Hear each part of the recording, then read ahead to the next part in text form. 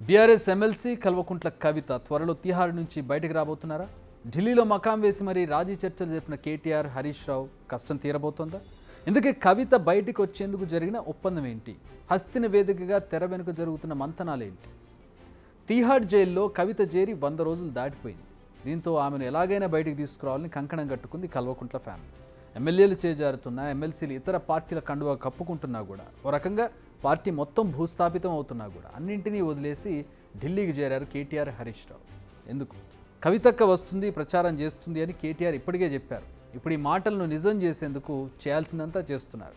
కేంద్రంలోని పెద్దలతో తెరచాటున మంతనాలు జరుగుతున్నట్టుగా సమాచారం. ప్రస్తుతం హస్తిన నుంచి అందుతున్న డీటెయిల్స్ ప్రకారం ఇప్పటికే కేంద్రంతో ఒక డీల్ కుదిరినట్టుగా తెలుస్తోంది. దీని ప్రకారం కవిత వెరీ సూన్ బయటకు వచ్చే అవకాశం ఉంది. కవిత బెయిల్ విషయంలో ఇప్పటికీ అలుపెరగని పోరాటం చేస్తుంది వారి లీగల్ టీం.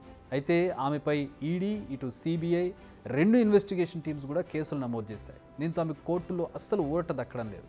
దీంతో బెయిల్ కోసం రివర్స్లో రావాలని కేటీఆర్, హరీష్ రావు డిసైడ్ అయినట్టుగా కనిపిస్తోంది. అందుకే గ్రేటర్ బీఆర్ఎస్ నేతలను మీటింగ్కు రమ్మని పిలిచి మరీ ఢిల్లీకి వెళ్ళిపోయారు కేటీఆర్. మరి పార్టీని పణంగా పెట్టి మరీ కష్టపడిన దానికి ఫలితం ఉందా అంటే ఉందనే సమాధానం వస్తోంది. బీజేపీతో బీఆర్ఎస్ ఆల్మోస్ట్ డీల్ సెట్ చేసుకున్నట్టుగా కనిపిస్తోంది. ఇది కంప్లీట్ పొలిటికల్ డీల్ అని తెలుస్తోంది. నిజానికి కవితకు బెయిల్ కోసం బీజేపీ నేతలతో కాళ్లబేరానికి వెళ్ళినట్టుగా సమాచారం. ఢిల్లీలో వారం రోజులు మకాం వేసిన కేటీఆర్, హరీష్ బీజేపీ అధిష్టానంతో చర్చించినట్టుగా తెలుస్తోంది. ఇందుకే ఆ డీల్లో కొన్ని టర్మ్స్ అండ్ కండిషన్స్ ఉన్నట్టు తేలింది.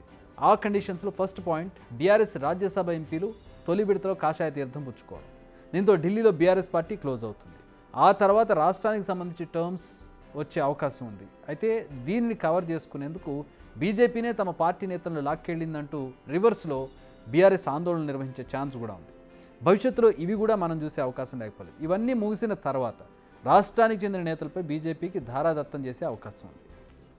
నిజానికి కేటీఆర్, హరీష్ రావు పరుగున ఢిల్లీ వెళ్ళినప్పుడే చాలా ప్రచారాలు తెర మీదకు వచ్చాయి. కవితను బయటికి తీసుకొచ్చేందుకు అవసరమైతే తెలంగాణలో కలిసి పనిచేద్దామంటూ సంకేతాలు ఇచ్చే ప్రయత్నం చేస్తున్నట్టుగా ప్రచారం జరిగింది. అందుకే రాయబారులతో కాళ్లబేరానికి వచ్చినట్టుగా సందేశం పంపారన్న చర్చ జరిగింది. ప్రస్తుత పరిణామాలు చూస్తుంటే ఇదే నిజమని అర్థమవుతుంది కూడా. డీల్ సెట్ కావడంతో ఇప్పుడు సీన్ క్రియేట్ చేసే అవకాశం కనిపిస్తుంది. అంటే ఇట్స్ జస్ట్ అజంప్షన్ మాత్రమే. ఎందుకంటే రోజు రోజుకు జరుగుతున్న రాజకీయాలు చూస్తూ ఉన్నాం మనం. అందులో నుంచి వచ్చిన ఐడియా ఇది. ఇప్పుడు ఢిల్లీ సీఎం ఆప్ అధినేత కేజ్రీవాల్కు సుప్రీంకోర్టు మధ్యంతర బెయిల్ ఇచ్చింది. సో ఈ కేసులో అసలైన సూత్రధారికే బెయిల్ వచ్చింది కాబట్టి కవితకు బెయిల్ ఎందుకు ఇవ్వరు అన్న ప్రశ్నకు తెర మీదకు తీసుకురావచ్చు.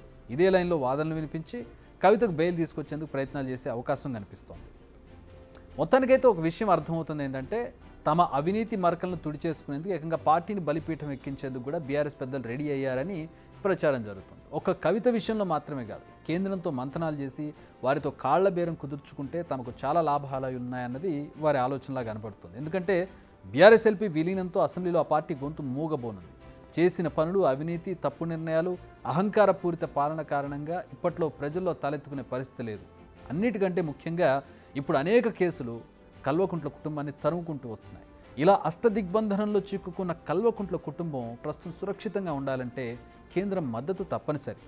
అందుకే అన్ని విషయాలు ఆలోచించాకే ఈ బీఆర్ఎస్ పెద్దలు ఢిల్లీలో అడుగుపెట్టి ఈ కాళ్ల బేరానికి వచ్చినట్టుగా తెలుస్తుంది. అది కూడా కొంతమేరకు సఫలీకృతమైనట్టుగా కూడా కనపడుతోంది. బిగ్ టీవీ అవుట్లుక్ కథనాలు నచ్చితే వెంటనే బిగ్ టీవీ ఛానల్ ను సబ్స్క్రైబ్ చేయండి.